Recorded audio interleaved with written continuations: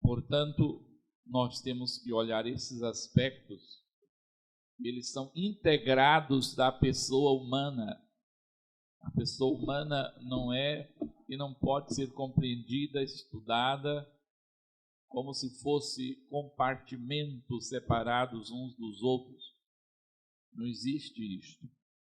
Nós somos pessoas, nós somos o ser. O ser humano é isso, é o corpo, é a parte psicológica.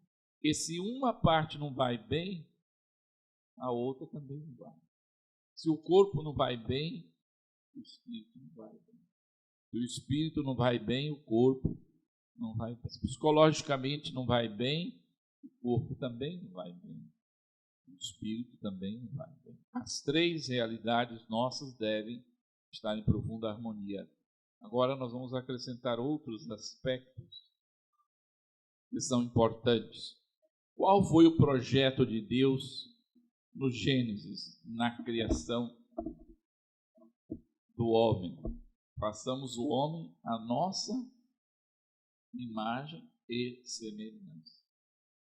Portanto, o terceiro aspecto que eu falo, depois destes dois, seria o terceiro, mas dentro do conjunto de tudo que eu falei já seria o quinto aspecto.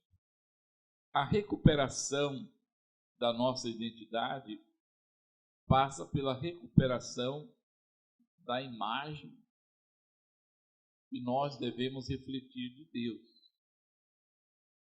E aqui nós introduzimos que o aspecto que restaura o nosso ser é o aspecto de que nós somos templos do Espírito Santo. A recuperação do nosso ser, ela passa pela profunda renovação do nosso batismo. O Espírito Santo desce em nós para trazer em nós a afeição de Deus, trazer em nós a imagem de Deus, restaurar em nós a imagem de Deus, no corpo, na mente e no espírito. Porque é assim que Deus nos projetou. Façamos o homem a nossa imagem e semelhança. Deus, ele é um ser unitivo, tanto na sua individualidade como na sua trindade. O que significa isso? Que Deus, Pai, é totalmente Pai. Não é Filho e não é Espírito Santo. Ele tem a sua própria personalidade, unitivo em si mesmo. Mas, ao mesmo tempo, ele é total comunhão unitiva com os outros dois, o Filho e o Espírito Santo, sem deixar de ser ele. Esse projeto também é um projeto de ser imagem de Deus. Ou seja, quanto mais comunhão houver entre as pessoas, no nível da família, no nível da comunidade, mas, ao mesmo tempo, elas não deixam de ser unitivas, e mesmo quando elas entram em comunhão, elas não deixam de ser elas mesmas, na sua individualidade. Gente, isso aqui é um pouco complexo explicar, mas é importantíssimo entender. Refazer a nossa identidade é refazer o projeto original de Deus. Qual é o projeto original de Deus? Façamos o homem e a mulher a nossa imagem e semelhança. Contudo, este mesmo Deus, ele é unitivo na sua personalidade. E quando ele se plasma na comunhão com o outro, ele não deixa de ser ele. O pai ama o filho tão fortemente que os dois são um, mas cada um não deixa de ser o que é. O projeto para a nossa vida é esse também. Nós somos chamados a um amor que cada vez mais pode nos plasmar uns com os outros, mas não deixamos de ser o que somos. Somos chamados ao projeto trinitário. Somos chamados ao projeto de sermos também trindade. Não igual à trindade, ninguém será igual à trindade, mas imagem e semelhança da trindade. Eu teria que amar a Carla, minha amiga, tão profundamente, nossas almas podiam ser iguais, mas continuariam sendo distintas. É um mistério do amor, não só do amor divino, mas do amor cristão. Isso nos leva a descobrir o quê? Que a restauração do nosso ser é uma restauração do paraíso perdido. Quando é que o paraíso novamente é restaurado? Quando nós não somos mais quebrados por dentro, nem por fora. Quando nós formos unitivos, eu sou, o paraíso é recuperado dentro de mim. O que é o paraíso perdido? É o nosso ser quebrado. O ser quebrado é o ser diabólico. A ruptura é sempre algo do maligno.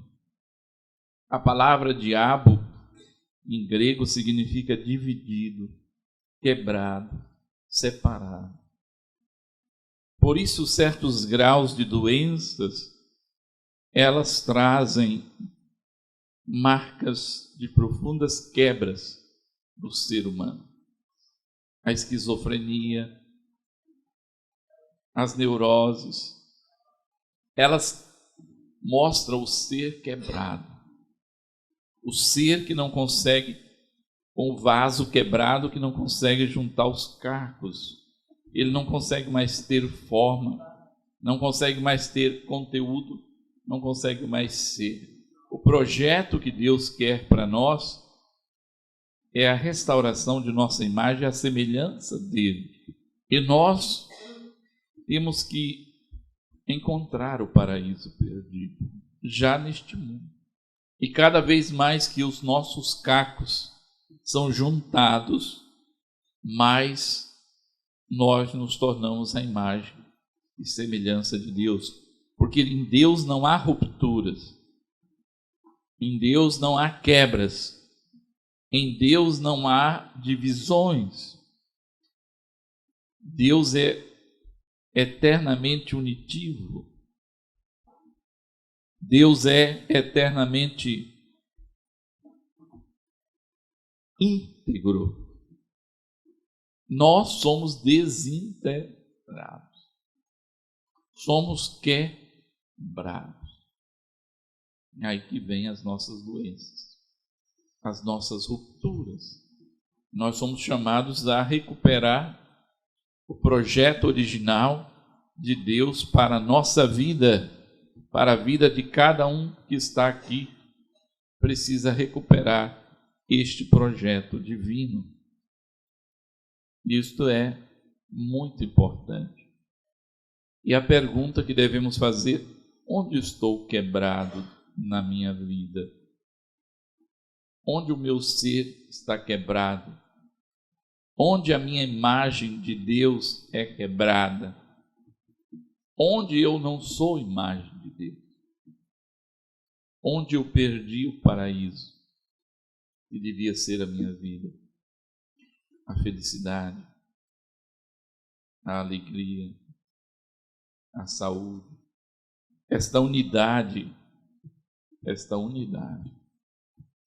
esta integração. Este é o ponto importante. Este é o projeto de Deus. o projeto criador, o projeto inicial de Deus, um projeto perfeitamente saudável para a nossa vida. Deus é o divino terapeuta. Só Ele pode entrar e dar a paz profunda, a integração profunda do ser. Eu percebo isso vendo os jovens em recuperação das dependências das drogas. Os psicólogos podem ajudar, o psiquiatra pode ajudar, o clínico pode ajudar, o pedagogo pode ajudar, mas chega um momento que só Deus pode fazer a integração dentro da pessoa. Nós vamos até um ponto, e além daquele ponto, só alguém que pode penetrar o profundo do nosso eu, pode imprimir novamente dentro de nós a matriz criativa. Me parece complicado falar isso. Matriz é uma palavra importante nesse contexto. Significa que só Deus tem a matriz pura, original do ser humano. Com isso, não estou querendo dizer que nós somos produto de uma fábrica que Deus criou para produzir pessoas. Matriz aqui é no sentido que só Ele pode nos devolver o que nós devemos ser. Estão entendendo? É complicado. Só Ele pode nos devolver a essência, a imagem que devemos ter dele mesmo. E aí nós encontramos o equilíbrio. Aí nós encontramos a saúde. Aí os jovens são libertos das drogas, do alcoolismo. Por quê? Porque daí eles encontram o sentido da vida, que é Deus. E aqui nós lembramos de um jovem que viveu uma vida tresloucada, Santo Agostinho. Anos e anos longe de Deus. Quando ele fala, né, ó Trindade, ó Deus de bondade infinita, ele quis dizer, eu te procurava fora de mim. Mal sabia eu que tu estavas dentro de mim. Quando eu procurei eu deixei de procurar a felicidade fora de mim, eu te encontrei dentro de mim. E aí, Agostinho se tornou padre, se tornou bispo, se tornou o grande santo, um dos maiores santos da igreja. Por quê? Porque ele recuperou a imagem de Deus que ele devia ser. Ele recuperou o seu ser. E vocês sabem que Santo Agostinho não era somente um teólogo, ele também era antes um filósofo, um homem inteligentíssimo. E o livro que ele escreveu, As Confissões, é considerada uma obra de literatura de nível não só religioso, mas de nível clássico, mundialmente falando. É considerada uma das obras-primas da literatura mundial. O livro de Santo Agostinho, As Confissões, onde ele faz a sua própria história, seu itinerário de conversão, de transformação. Quem encontrar esta riqueza, encontra a matriz, a essência que pode devolver para você a sua imagem perdida, o seu rosto perdido. Lembra que eu falava hoje, o que é a crise da identidade? Em alguns momentos é não saber qual é o meu rosto.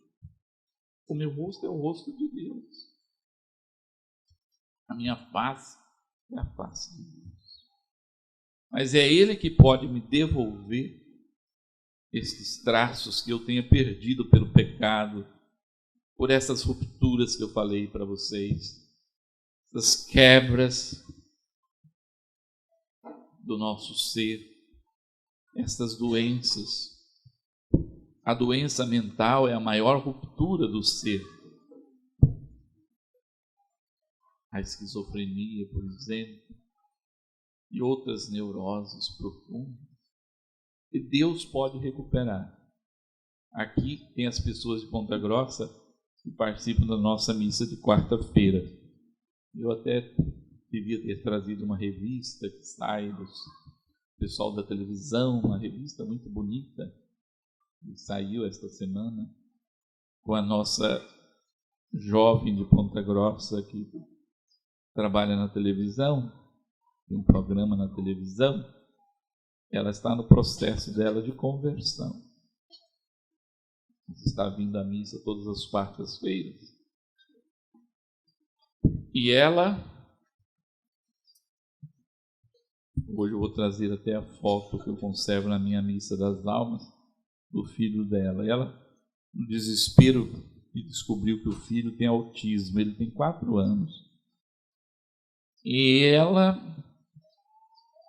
desesperada, falou com uma amiga, e a amiga disse: vá à missa da quarta-feira. Mas ela nem católica era, não sei, talvez não era nada, mas assim, fazia um programa, mas um programa muito leviano, e muita solta, muito palavreado, muita coisa arada. E ela foi. Depois da comunhão, eu fico sentado, porque eu não distribuo comunhão. Ela foi lá, sentou do meu lado, chorando muito, e trouxe a foto do filho. Então eu rezei pelo filho dela, de 4 anos, aquela criança. E ela orando e pedindo a Deus. E ela tinha que voltar no médico da criança dela, que é um dos melhores neurologistas do Brasil, é de Curitiba, o doutor Antoniuk. Não sei se alguém já ouviu falar, doutor. Pois é, vocês conhecem o doutor Antoniuk, ele é uma celebridade. Ele é o médico desta criança. 2 semanas depois da missa, depois daquela oração, ela levou o filho lá. Porque o autista, ele se desliga completamente de toda a realidade. Ele perde percepção de qualquer coisa, não fala, ele entra num mundo à parte. E ele fez os exames todos e ele falou para ela: mas alguma coisa aconteceu. E ela disse assim que no primeiro momento ela pensou, porque o filho dela estava tão estressado de ir para sessões de fono e para o psicólogo, que ela tirou a criança de tudo isso. Tirou o menino, era demais de coisas, e a criança já estava muito estressada. Ela disse: nossa, ele vai falar comigo que meu filho piorou, porque eu tirei da fono, eu tirei da psicóloga. O médico do doutor Antônio, que disse para ela: olha, seu filho, você está de parabéns. Ele não sabia de nada. Seu filho teve um desenvolvimento que em 8 anos ele não teria de terapia. E agora voltou de novo e já está, sim, indo para uma desconsideração desse diagnóstico. A criança já está olhando e fixando em objetos. Quando o médico fala, já está prestando atenção às figuras que lhe são mostradas, já está tendo percepção, está melhorando passo a passo. E a mãe está entrando em conversão. Ela me mostrou, por acaso, eu fui levar umas cartas de agradecimento para algumas coisas, e encontrei com ela no escritório desta minha amiga. Lá estava essa revista, eu precisava trazer uma revista muito bonita, porque ela agora entrou num programa nacional de televisão, com aquele Amaury, não sei das quantas lá. Mas ela deu o testemunho dela na revista e ela queria me mostrar, contando toda a vida artística dela e toda a história dela. E num parágrafo ela fala do Padre Wilton. Eu encontrei o Padre Wilton, isso, aquilo, e ela fala para tanta gente agora esse testemunho, e ela conta, e ela... Quem vai na missa de quarta-feira sabe que ela sempre está lá. Mas eu fujo de televisão. Padre Wilton nunca vai em televisão. Eu tenho um princípio comigo na minha vida, nunca fui nem das católicas nem das outras, porque é muito difícil, você tem que ter uma responsabilidade imensa com o que fala, com o que ensina, com o que diz, no meio de comunicação como a televisão. Porque você não pode recolher depois o que você falou. São milhares de pessoas que estão ouvindo, cada um interpreta de um jeito, cada um está atento. Lembra o testemunho da menina de ontem, quando ela fala do silêncio?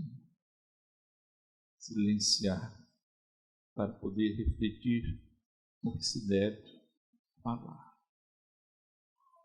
Mas o que eu quero dizer para vocês é o seguinte: o autismo é uma doença e aparentemente não tem cura.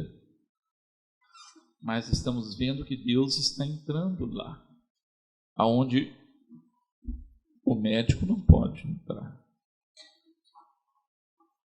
E Deus pode entrar e devolver a este vaso quebrado pelo autismo. Deus pode devolver possibilidades, talvez não de um retorno 100%, mas se for de 50%, está ótimo, de 60%. Se ele puder falar, já será uma grande bênção. 4 anos ainda não conseguiu falar.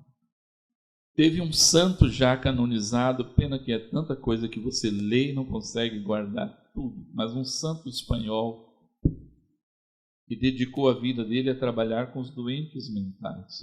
Ele foi canonizado recentemente, um padre espanhol. E ele, toda a história dele com os doentes mentais é justamente ele trabalhando, recolhendo, claro, nos hospitais, nos sanatórios, onde recolhia, mas ele fazia esse apostolado. Entrar naquele mundo das quebraduras, das mentes quebradas, do ser quebrado. E lá, quanta beleza! Quanta beleza! Quanta possibilidade! Quanta possibilidade! E muitas vezes aqui entramos num outro ponto importante. Nós seremos os instrumentos para que as pessoas voltem a ter muitas vezes a imagem de Deus perdida na reconstrução do seu ser. De que maneira? Através do amor. Quando você ama uma pessoa, e uma pessoa problemática, difícil, você se torna para ela a face de Deus, na qual ela pode ser tocada e curada.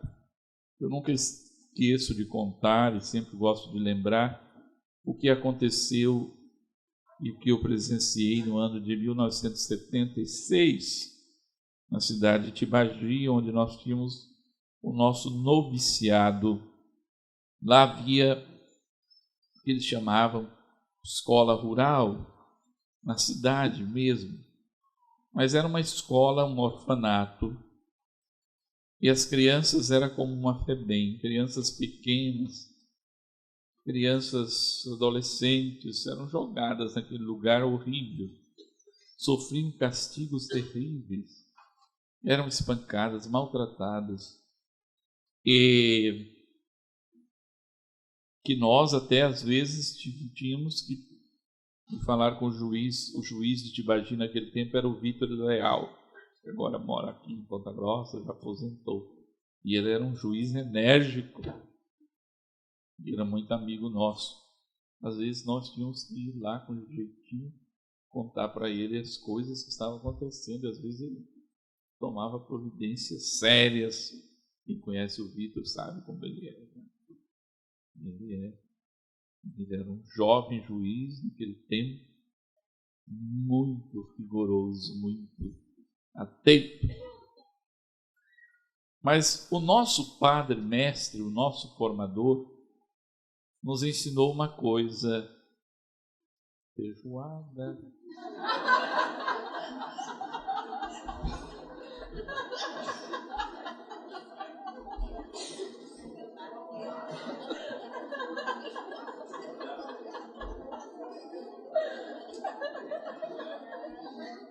Nos ensinou uma coisa muito importante. Vejam, gente, como é interessante esse ponto que eu falo. Muitas vezes não há outra possibilidade a não ser nós mesmos. Ele dizia para nós, veja naquele tempo como ele estava na frente em muitos anos de sabedoria. Ele nos mandava para a escola e não dizia nada para nós. A primeira semana vocês vão lá. Vocês vão observar, vocês vão olhar. E a primeira tarefa que nós tínhamos era descobrir naquela escola quem era a pessoa que as crianças mais amavam. Lá íamos nós. Nós achamos estranho, nós vamos dar aula de catequese, de religião. E ele nos manda para vir aqui investigar, para saber quem que essas crianças amam, meu Deus do céu.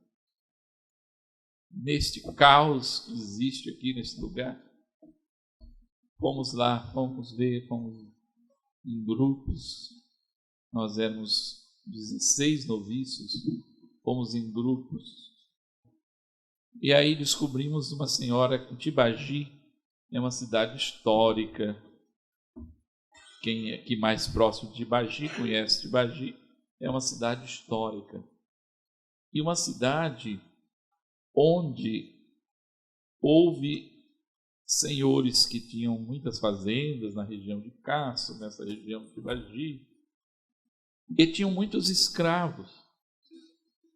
Então a cidade tem uma população negra muito expressiva.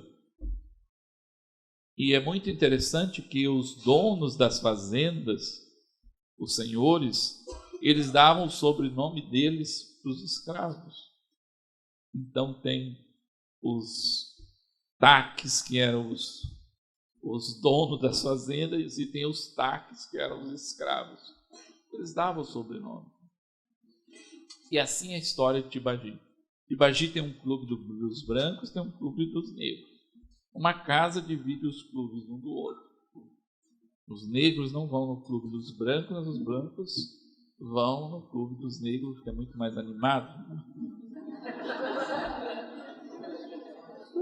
Ixi, o carnaval dos negros ganha muito dos brancos. Tibagi, assim.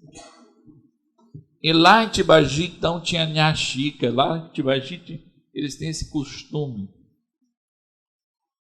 O Tibagi é tão velha, tão antiga como o Castro, né? Nha fulana, nhô fulano, nhoneco. E tinha Nha Chica. Nha Chica era a cozinheira, funcionária, senhora negra, com cabelo ficando branco. E nós descobrimos que a cozinheira era a mulher que as crianças mais amavam. Quando batiam nas crianças, davam castigos, Eles corriam para a cozinha e iam chorar nos braços dela. Ela abraçava aqueles meninos. Era o amor da vida deles. Aí voltamos com a pesquisa. É a cozinheira que mais ama as crianças. Aí o nosso formador, um homem muito sábio, nos preparava para dar a primeira lição. Vocês vão falar de Deus, esqueça tudo que vocês aprenderam no catecismo. E esse catecismo que vocês aprenderam não vale nada para essas crianças. Então nós íamos dar a primeira aula sobre Deus. E aí o mestre nos ensinava. Vocês vão dizer para as crianças que Deus é como a minha Chica. Deus não é pai. Deus é minha Chica. Por quê? Quem nunca teve pai? Quem foi abandonado pelo pai? Quem é órfão? Vivendo numa situação daquela? Vai falar que Deus é pai? Quem quer saber deste Deus que é pai? Nunca foi amado por um pai? Foi abandonado? Foi maltratado? Portanto, a minha Chica era a única pessoa que podia dar àquelas crianças a imagem de Deus. Só ela podia ser a imagem de Deus.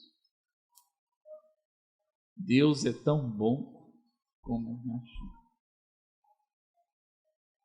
Assim como a minha Chica ama vocês, Deus ama vocês. Então as crianças entendiam, que os adolescentes entendiam o amor de Deus. O amor de Deus é da minha Chica. Muitas vezes são as minhas chicas da vida que pode levar para uma pessoa a restauração através do amor. O amor de alguém pode ser a força divina que restaura a sua imagem e o seu ser ferido. Eu sempre digo, você quer ajudar uma pessoa difícil, problemática, um filho difícil, problemático? Ame. Uma pessoa está passando por muitos problemas, ame aquela pessoa. Ali é que Deus começa a entrar. Ali é que o ser da pessoa começa a sarar. Só através do amor nós podemos muitas vezes ajudar alguém a encontrar a sua restauração humana, espiritual. Humana e espiritual. Por isso, qual é o grande problema das crianças hoje e das famílias hoje que não têm Deus? Porque a catequese a gente não aprende na igreja. A gente aprende no colo do pai e da mãe. Qual é o primeiro rosto de Deus para nós? É do pai e da mãe. A gente conhece Deus no colo da mãe, no colo do pai. Isso é uma grande responsabilidade. Devido a este problema de fazer transferências, é que muitas vezes as pessoas têm bloqueios com Deus, Pai. Tiveram um pai muito duro, um pai que não era carinhoso, com Nossa Senhora, uma mãe muito dura. Como transferir? Então, palavras como pai, palavras como mãe, na espiritualidade, às vezes é uma dificuldade, devido às nossas experiências humanas de pai e de mãe que nós tivemos. Por que a maioria dos filhos adotados tem problemas? Porque eles transferem para o pai adotivo, para a mãe adotiva, todo o ódio de terem sido abandonados pelo seu pai, pela sua mãe verdadeira. É uma ferida que fica. É muito difícil dar certo uma adoção. Muito difícil. Por quê? Porque chega um momento que o adolescente, que o jovem, ele transfere para esta palavra mãe a dor e a chaga daquele abandono que um dia foi dado pelo pai e pela mãe biológico. Por isso é aconselhável, quando pega uma criança para adotar, não ensine a criança a chamar de pai ou mãe. Dá tempo para a criança escolher o que ela quer chamar. Às vezes adota bebezinho, é diferente. Mas tem que ter um momento de dar uma chance para aquele que é adotado. Então isso é muito importante para que vocês possam entender esta realidade. Outro aspecto importante, eu falava de Deus unitivo, e o diabo é destrutivo. O maligno, ele destrói o ser, ele quebra a pessoa, ele quebra a possibilidade da pessoa ser íntegra. A pessoa é desintegrada pela ação do mal. E muitas vezes através da internet, através de todas essas realidades, há coisas misteriosas que acontecem. Há uma força que vem também através dos meios de comunicação. Eu estava numa cidade visitando uma família amiga e a filha já está na faculdade, a filha. Mas ela, fixada num jogo lá da televisão, e esse jogo é só violência, de matar, de entrar, de matar, tem um castelo tal para entrar, para matar, para isso, depois passa para outro castelo, passa para você. E ela naquela loucura, horas e horas, para matar, para destruir. Desintegração. Nós estamos diante da possibilidade de encontrar o que nos constrói e o que nos destrói. Nós estamos também, depois eu sinto um pouquinho, nós somos também responsáveis pela nossa própria história.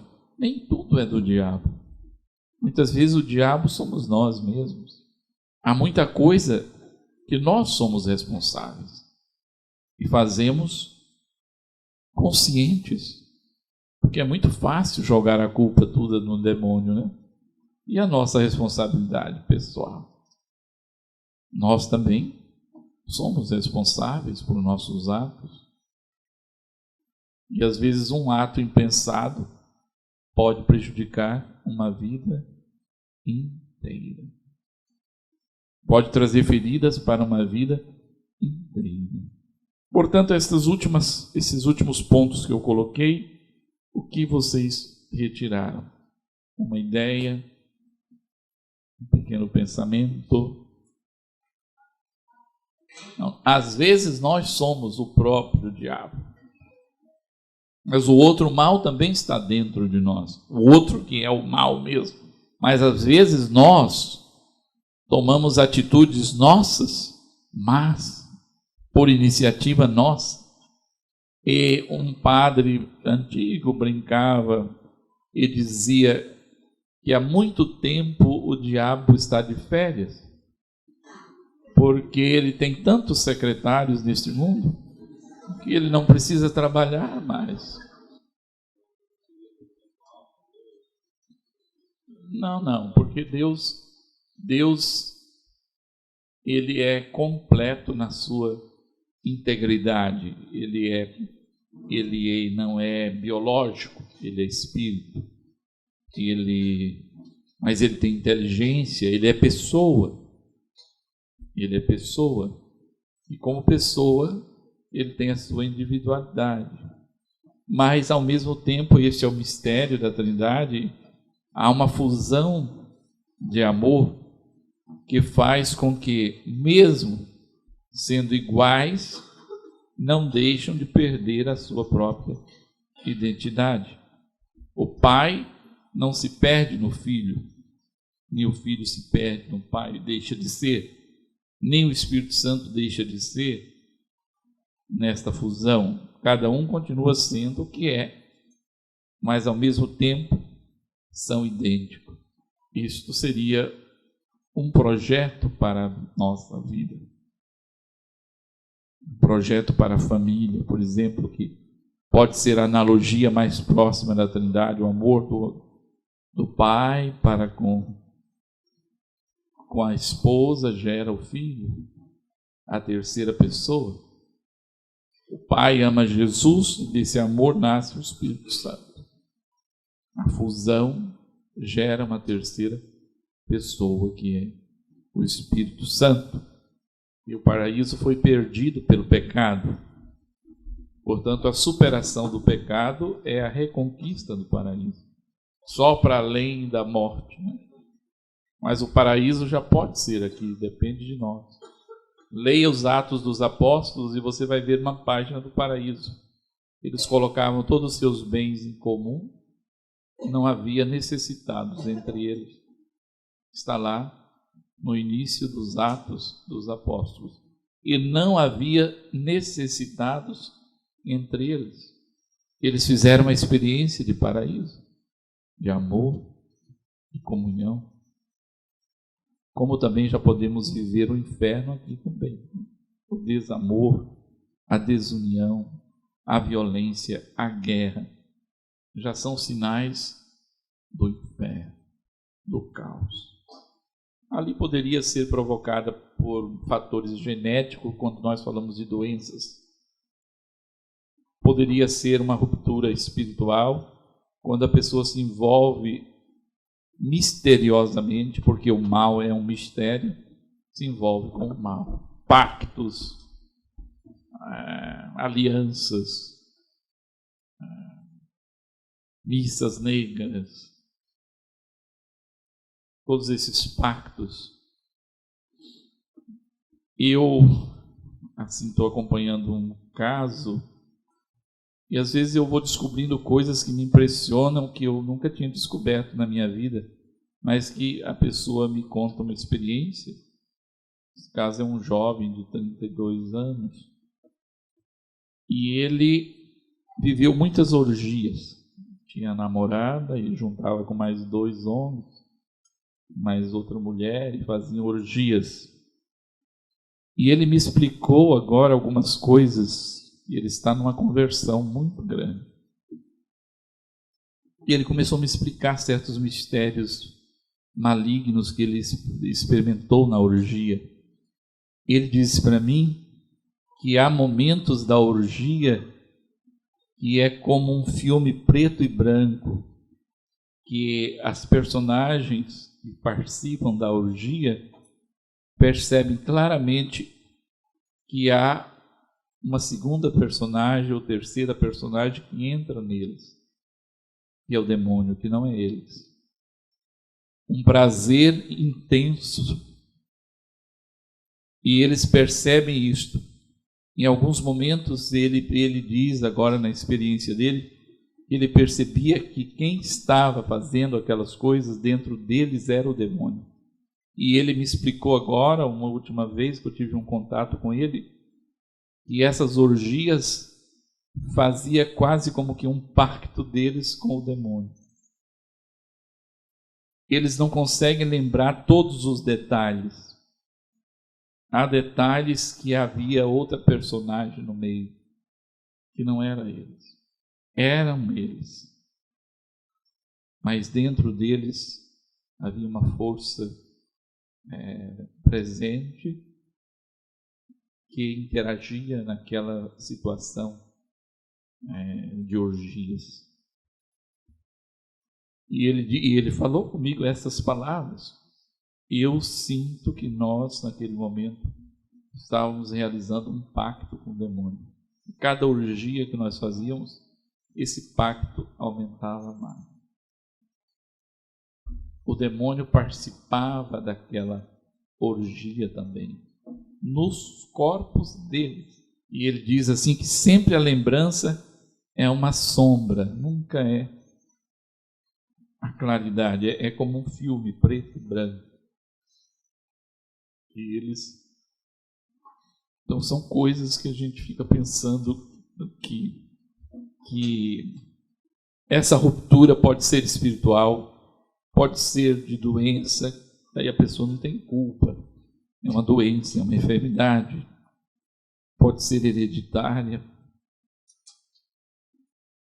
pode ser provocada por coisas muito violentas que acontecem na vida de uma pessoa, a morte de um ente querido, uma separação, casal,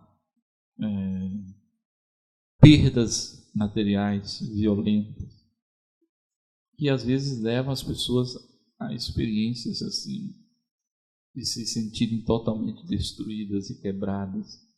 Mas sempre o ser humano pode reconstruir, pode restaurar. O ser humano, nunca se pode dizer que para o ser humano não existe recuperação.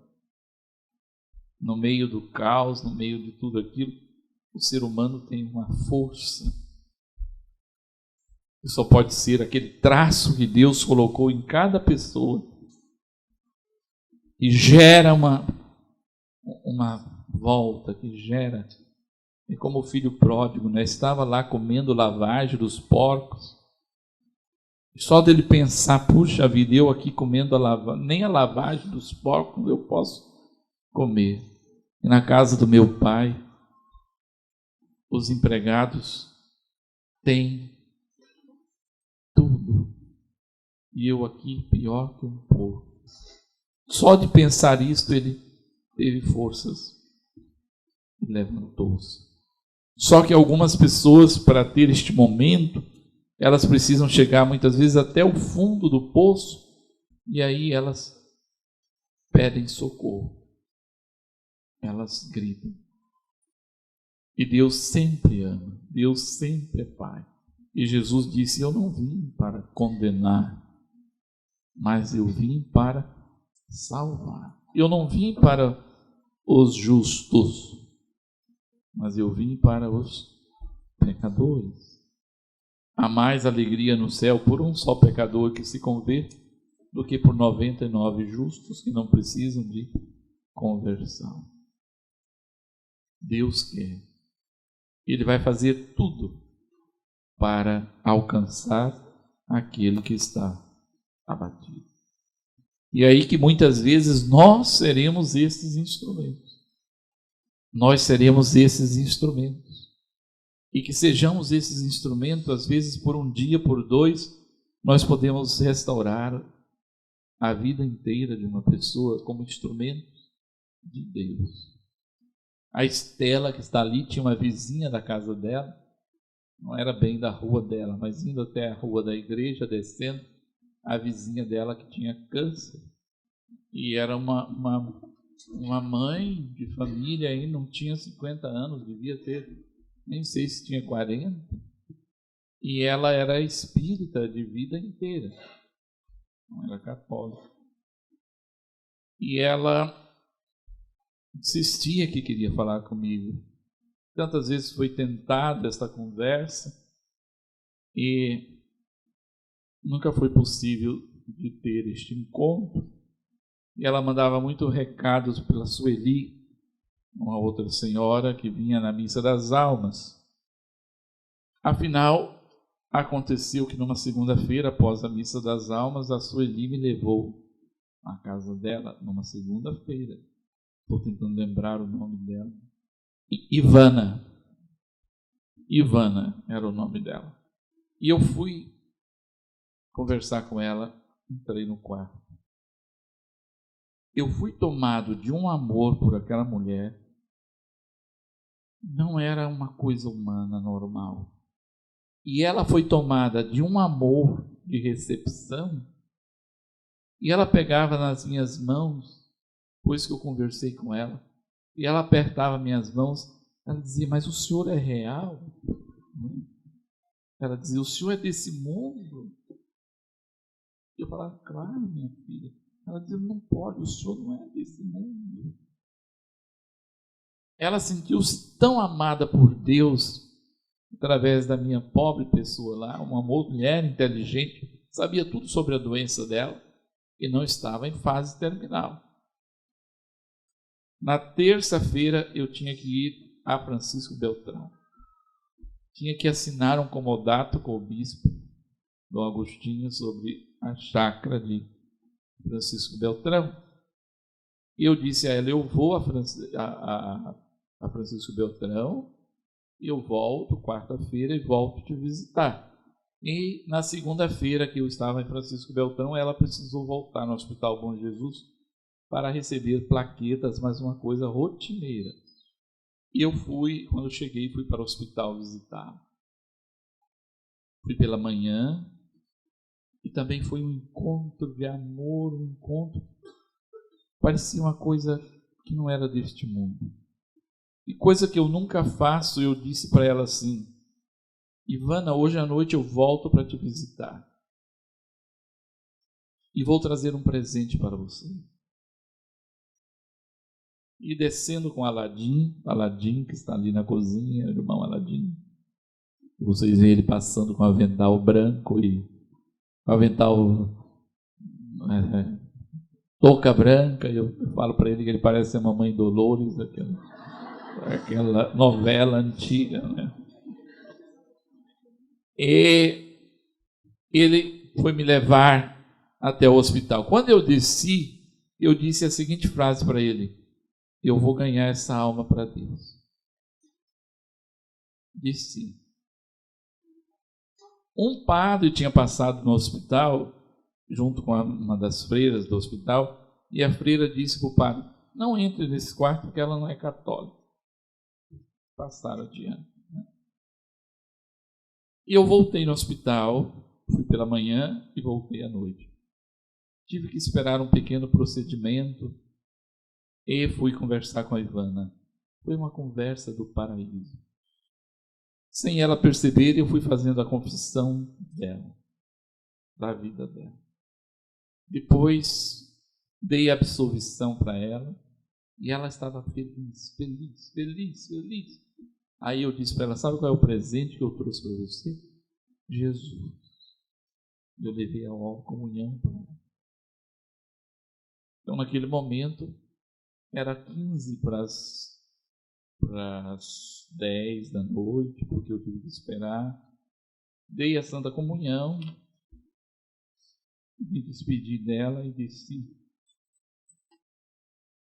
E quando eu estava para sair do quarto, coloquei a mão sobre a cabeça dela e ela, extremamente acolhedora daquele amor, ela estava como um êxtase. Deus me deu uma imagem nítida. Eu via a Ivana vestida de branco como uma noiva e muitos anjos em volta dela levando a Ivana para o alto. E eu disse para ela, olha, estou tendo uma visão muito linda de você. Eu vejo você vestido de branco e os anjos te levando. E ela ficou tão feliz. E eu volto depois para te ver, porque eu não estava em fase terminal. Eu terminava as paquetas, tomava, ia para casa.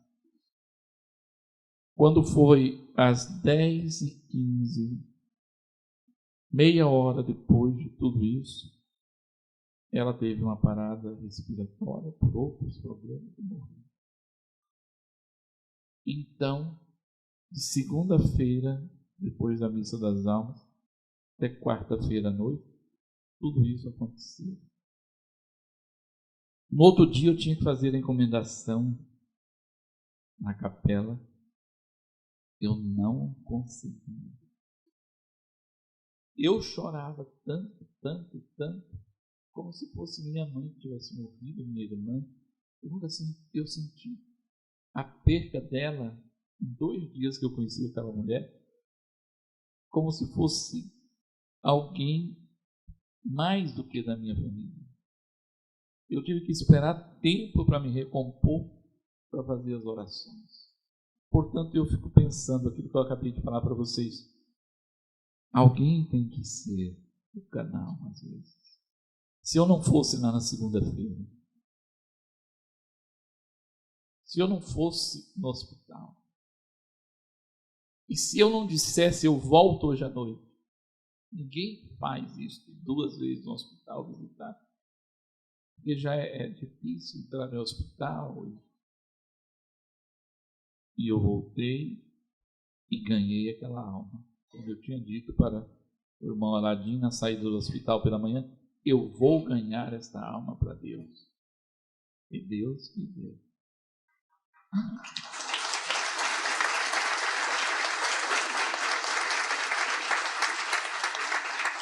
Então, muitas vezes, para alguém novamente ser restaurado, você é o canal. E às vezes é só você. E às vezes é uma pequena palavra, uma pequena visita, uma pequena oração. E há a restauração. É preciso, muitas vezes, que nós possamos ir ao encontro daquele que precisa de novo recompor o vaso quebrado da sua vida. A Geraldine está aqui e eu fiz massagem na perna dela sem nunca saber o que era ser massagista, né? Com óleo ungindo essas pernas. E ela dormia bem até depois, mas não conte, senão vão querer me contratar.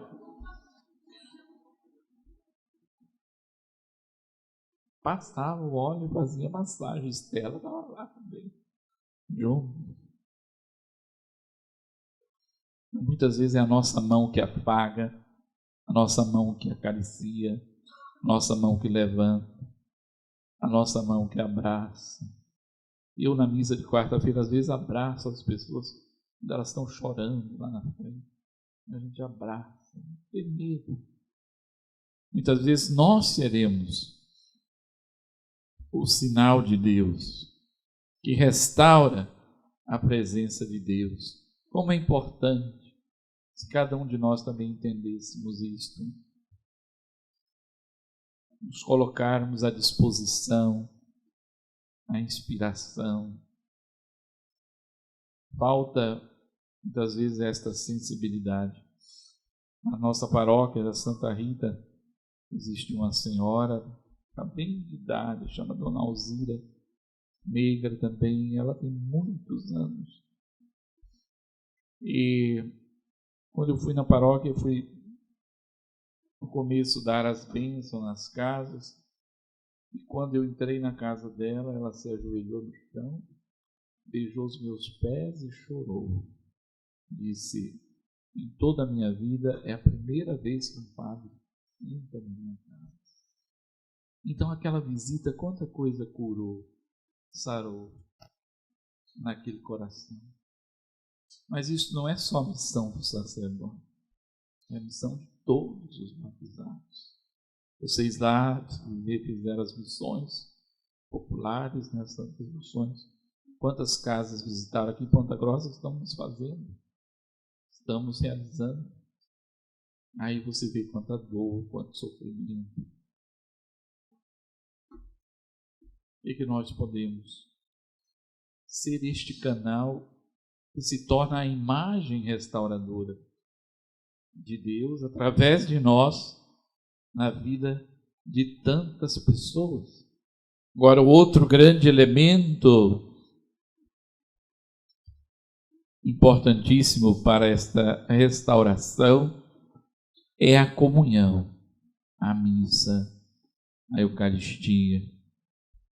Quando o próprio Deus, no sacramento, penetra dentro de nós. Este é o momento mais sublime da restauração. É o cume da restauração. Porque naquele momento é o próprio Deus que penetra dentro do nosso ser. Muitas curas, muitas graças acontecem naquele momento que nós nem percebemos. Mas sem dúvida, naquele momento, É como se o Pai nos desse o seu Filho para que nós nos tornássemos no Filho, filhos de Deus, restaurados. A comunhão é essencial na vida do cristão. Sem Eucaristia, sem esta comunhão, nós nunca podemos ser imagem do próprio Cristo. Como seremos imagem daquele que não está em nós, daquele que não vive em nós? Como que poderemos ter o rosto daquele que não se torna presente em nossa face? Como podemos ter os sentimentos daquele que não está presente em nós com os seus sentimentos? E assim São Paulo diz com muita sabedoria na carta aos Filipenses, no capítulo 2: tende em vós os mesmos sentimentos de Jesus Cristo. Como que podemos ter os mesmos sentimentos de Jesus Cristo? Somente através da comunhão. Nada é mais sublime do que a comunhão. Nenhuma oração, nenhum momento da vida do cristão é mais sublime do que aquele da comunhão. E de toda a missa, nós que estamos agora assim mais envolvidos com o Padre Pio, nós podemos ver como a missa na vida dele, ele viveu a missa desde o início até o final. Cada parte, o seu corpo participava, o seu ser participava.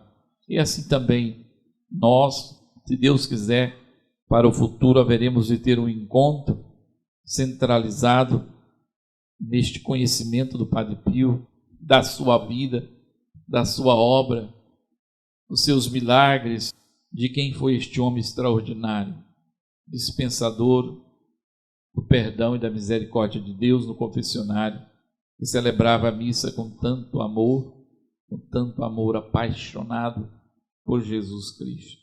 Portanto, a coroa de tudo isso que eu estou falando para vocês, eu diria, seria o sacramento da Eucaristia. Quem pode nos restaurar? Quem pode restaurar o nosso ser, senão Jesus Cristo, vivo e ressuscitado, presente no Santíssimo Sacramento, quando entra em nosso ser, em nossa vida. Vocês já pensaram a grandeza disso? Eu, pecador, pequeno, Deus penetra na minha vida. O próprio Cristo entra no meu ser e plenifica a minha vida da presença dele e do amor dele. Não pode haver maior momento de restauração do nosso ser do que no momento da Eucaristia. É uma graça extraordinária. Nossas palavras humanas não podem exprimir o que é este acontecimento, que é esta graça extraordinária. E Jesus Cristo nos ensina que Ele é o pão vivo descido do céu. E eu sou o pão vivo descido do céu. Não é como o maná do deserto que vossos pais comeram e morreram. Quem come da minha carne viverá eternamente. Nós precisamos tomar consciência disto. Na hora da comunhão, sempre pedir ao Senhor: restaura-me, me faça igual a Ti, restaura o meu ser. Naquele momento podemos pedir a Jesus que possa colar, reunir de novo os pedaços dos nossos vasos quebrados, nos colocarmos também como barro nas mãos do oleiro, que nos dá novamente a beleza de um vaso novo.